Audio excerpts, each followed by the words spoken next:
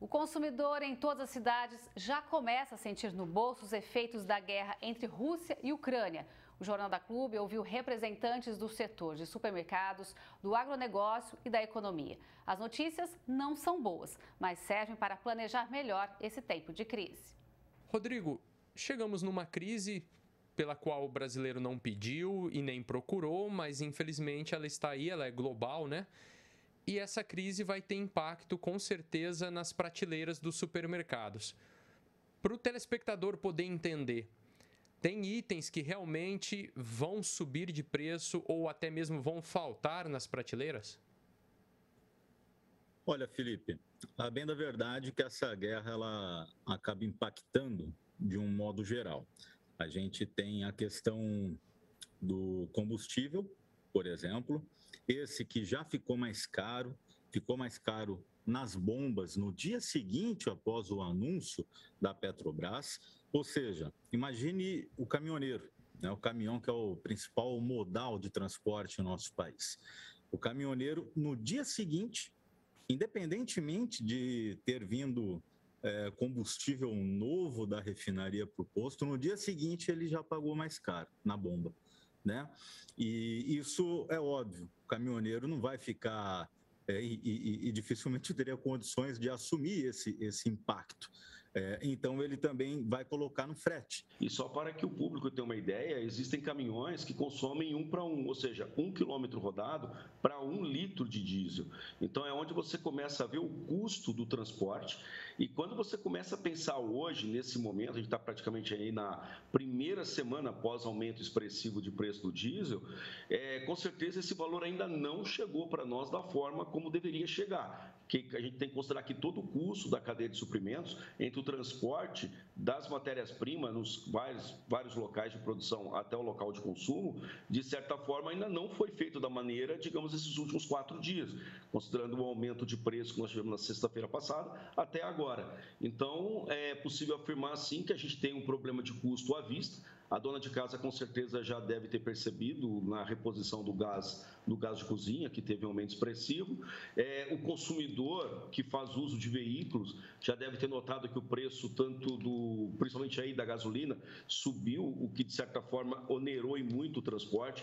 Ontem mesmo eu notei, passando pela rodovia Anhanguera, que o fluxo de veículos diminuiu, tanto de caminhões quanto de carro. A gente percebe que parece que o brasileiro acabou tirando um pouco o pé, literalmente, do acelerador para poder economizar um pouco mais.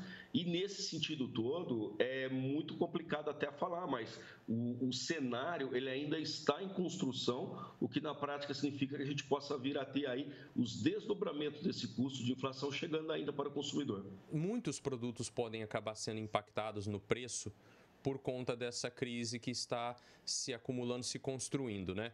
Aí no supermercado, você vê como algo possível de ser controlado pelos empresários, pelas redes, ou não vai ter jeito? Isso vai ter que chegar no bolso do cidadão?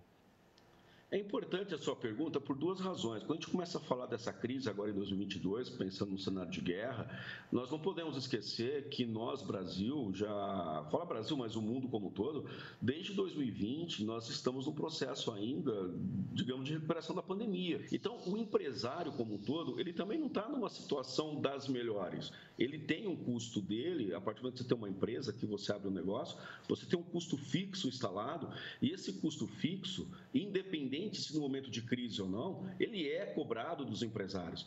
Então, quando a gente pega e observa, por outro lado, toda essa crise internacional chegando para nós, é lógico que para o empresário isso também vai ter um impacto no volume que ele vai comercializar. Porque o fato é, a partir do momento que você tem um produto que o preço fique mais caro, a consequência é que o consumidor compre menos. O consumidor comprando menos, não há por que o empresário comprar muito produto, ou seja, fazer um estoque muito grande e mobilizar capital com um produto que não vai ter saída. Então, sim, os preços tendem a ficar mais caros de praticamente todos os itens. Tá?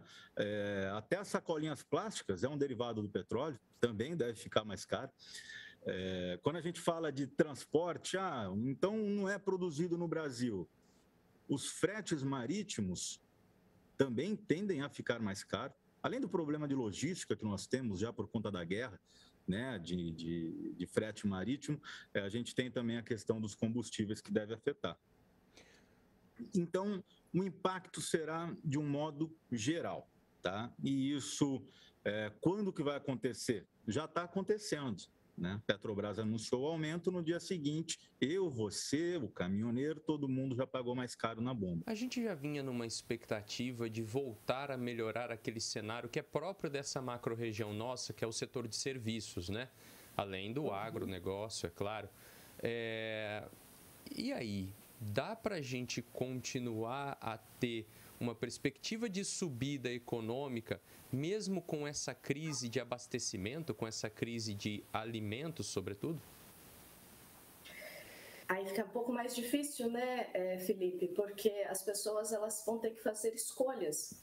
E ao fazerem essas escolhas, elas vão dar uma preferência para a cesta de bens voltadas para a alimentação.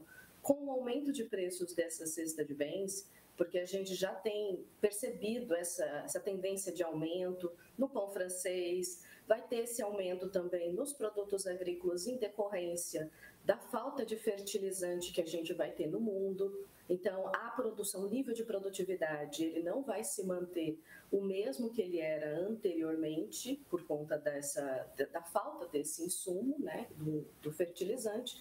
Isso vai fazer com que a gente tenha que escolher. E aí, muitas das escolhas são essas da redução, por exemplo, da participação de prestação de serviços. E aí a gente vai ter que pensar seriamente em como alocar o pouco de renda que a gente tem, que tem se desvalorizado, a gente tem perdido o valor de compra ao longo do tempo por conta da inflação que tem aumentado cada vez mais e ainda vai aumentar. Então a gente vai ter que, as famílias elas vão ter que se organizar em termos de fazer essas escolhas para alimentação, serviços e assim sucessivamente. Pensar, por exemplo, em tentar encontrar alguma forma de aumentar a sua renda para que elas possam continuar mantendo um padrão de renda que elas tinham anterior.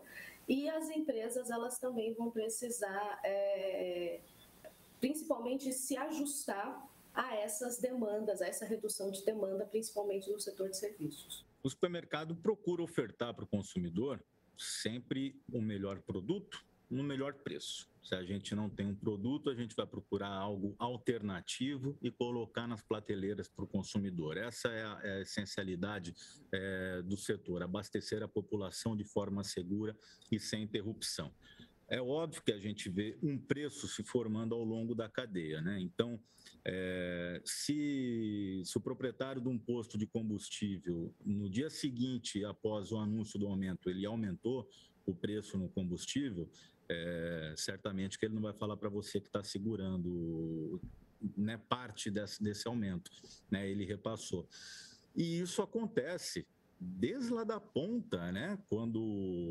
Dos insumos até chegar no consumidor. É aí que a gente atua, que a gente está do lado da população, né? Nós somos essenciais para a população. Então, é por isso que nós manifestamos preocupação em relação a esta escalada de preço que está fazendo com que os produtos cheguem mais caros nos supermercados. A gente tem que perceber que existe essa relação entre consumidor e empresa. E é um sistema, não tem como você cobrar preços elevadíssimos sem que você consiga ter a demanda para esse produto. Então, o que seria interessante é tentar também pensar em estratégias de substituição. Substituição principalmente para o lado do consumidor, para que ele consiga encontrar alternativas para aqueles produtos que ele precisa, assim como, para o lado do produtor, tentar encontrar alternativas de fornecimento. Vamos fazer um exercício de imaginação e o melhor dos cenários acontece. A guerra termina esta semana. Ainda assim, o prejuízo já está causado? É uma coisa importante, quando a gente fala essa guerra termina nesse momento, vamos supor que termina agora, nós estamos falando que terminou um conflito bélico, ou seja, terminou simplesmente um embate corporal de dois países por meio dos seus soldados. O que ocorre é que as sanções que foram colocadas, isso ainda vai se desdobrar mais um tempo. Então, para que o nosso público tenha uma noção, o que significou essas sanções econômicas ou esse isolamento econômico foi o seguinte: uma empresa, para poder comprar de outra, uma do Brasil para poder comprar de um fornecedor da Rússia ou de qualquer local do mundo, você tem que estruturar uma operação de crédito. O que é estruturar essa operação? É você verificar quem que você compra, de quem que você compra, quais são as garantias que serão dadas naquela compra, onde você fará o pagamento, quais as condições de pagamento, quem serão os agentes logísticos envolvidos em catar o produto e trazer o produto para nós. Então, toda essa operação logística, a partir do momento, essa operação de crédito, né, essa operação comercial, a partir do momento que você coloca uma sanção e exclui a Rússia do sistema financeiro internacional, você vai ter que reestruturar essa operação. Então, ainda que você, nesse instante, termine a guerra, para você estruturar essa operação, você leva um período aí de 30 dias, às vezes até 2 meses, para poder montar isso. Porque você vai ter que encontrar alternativas que até então não eram consideradas. Então, a guerra termina hoje, mas os efeitos dela vai perdurar por um período de tempo.